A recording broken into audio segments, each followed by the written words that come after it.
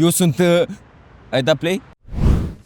Eu sunt inginer la Institutul de Fizică a Pământului și am intrat în posesia unor documente absolut incendiare, da? Cut! Nu e ăsta. Am găsit planul ăsta pe jos. E planul lui Iohannis pentru a face România mai bună. Cut! Nu-i bun.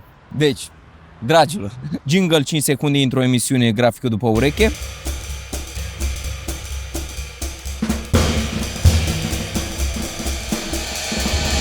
Lumea după ureche.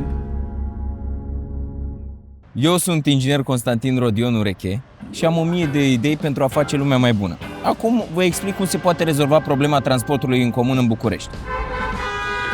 Transportul în București include metrou, tramvai, trolebuz, scooter, Uber, Bolt, bicicletă, trotinetă, bicicletă cu ataș, motocicletă cu ataș, trotinetă electrică, skateboard, role și hoverboard. Deși nu toate sunt mijloace de transport în comun, ele sunt în simbioză, domnilor. Sunt în simbioză și într-o continuă mișcare și prezintă un mare potențial de asociere. Lumea după ureche. Ar putea exista un mijloc de transport în comun pe longboard. Mărimea sa este de 96,52 de centimetri, în cap 2 adulți medium size, un câine și o sticlă de cola, dar fără nanocipuri, da? Putem organiza un transport comun pe role, facem trenulețul din Berceni până în Pipera. 20-30 de colegi sau colege care merg către birou. Mai departe, ce vorbeam? M-am blocat la imaginea asta cu... Hai să revenim la abordarea științifică pe care am notat-o aici. Transportul în comun este jegos. Miroase a... În fine, cauza e simplă și clară. Suntem prea mulți. Chiar studiile au arătat că mulți oameni într-un singur loc nu încap. Avem și o grafică aici în stânga mea să reveleze acest lucru. Care sunt dezavantajele acestui transport în comun? Avem înghesuială, miros urât, bare și mânere usuroase, da? Microbi, gaze corporale emanate în atmosferă, e jalnic. De asemenea, alte studii arată că într-un sistem fluid, corpurile mari încetinesc deplasarea, curgerea în ansamblu.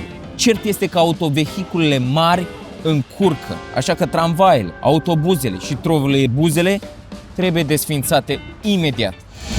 Lumea după ureche. Pe urmă, metrou. Eu urăsc metrou. Metrou nu e natural, domnule. Noi ca oameni nu am fost făcuți să trăim în subteran, domnule. Noi suntem ființe solare, da? Suntem ființe vesele. Nu să trăim în subteran ca cu cârtițele și ca hârciocii. Domnule, noi nu ne-am adaptat pentru viața în subteran. Nu ne-am adaptat. Studiile arată că trebuie să desfințăm metroul, nu știu, în loc de Metrorex să facem cea mai mare baie publică.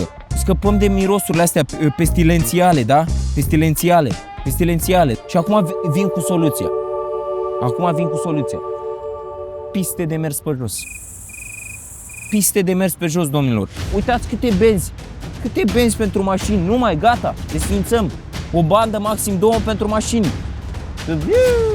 Și pistele vor avea benzi diferențiate, da? O bandă pentru aia care merg încet. Pentru babaci, pac, merg încet, îi respectăm. O bandă pentru depășire, pentru cei care merg cu viteză medie, plimbăreți. Și o bandă pentru aia care chiar se grăbesc, care au treabă, domnule, care vor să ajungă la birou, la nașteri, la procreeri, la diferite astfel de evenimente. Lumea după ureche. Acum avem niște obiecții meteorologice. S-a demonstrat științific că de obicei plouă sau ninge. Păi am găsit soluția. Acoperișuri retractabile. Tac. Super, perfect. Omul se poate plimba în liniște, poate savura o cafeluță, poate sta frumos, un TikTok, ceva excelent. Lumea după ureche. Hai să vedem avantajele pistei, da? 1. Toată lumea e mai sănătoasă. Face sport. Cel mai bun doctor e mersul pe jos. Așa spunea bunicul meu, Dumnezeu să-l ierte că a murit de tânăr. Dar vorba asta a rămas la noi în familie. 2. Se amenajează galerii de artă, locuri de citit, locuri de făcut poze pentru Instagram, da? Vrei poză? Pac, 1 leu, 2 lei. Idee. 3. Eficientizarea economiei.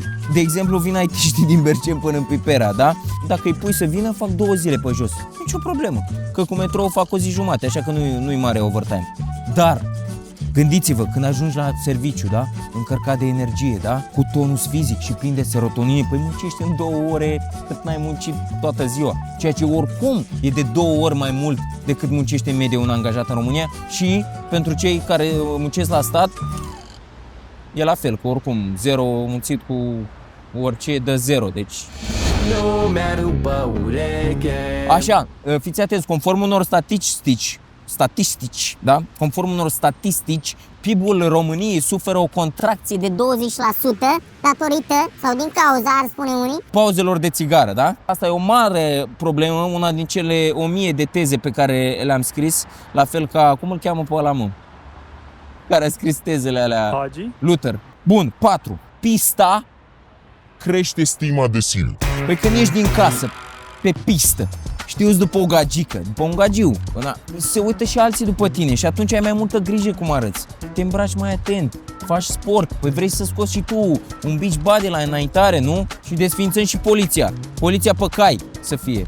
Nu să mai fie pe mașini, pe cai sau pe mers pe jos, să alerge. Păi numai polițiști cu burtă văd, frate, nu se mai poate așa ceva. Uite, jandarmeria. Jandarmeria te bagă în dubă, să nu te mai bagi în dubă, să te pună în spate. Vezi jandarmul, aleargă cu tine în spate.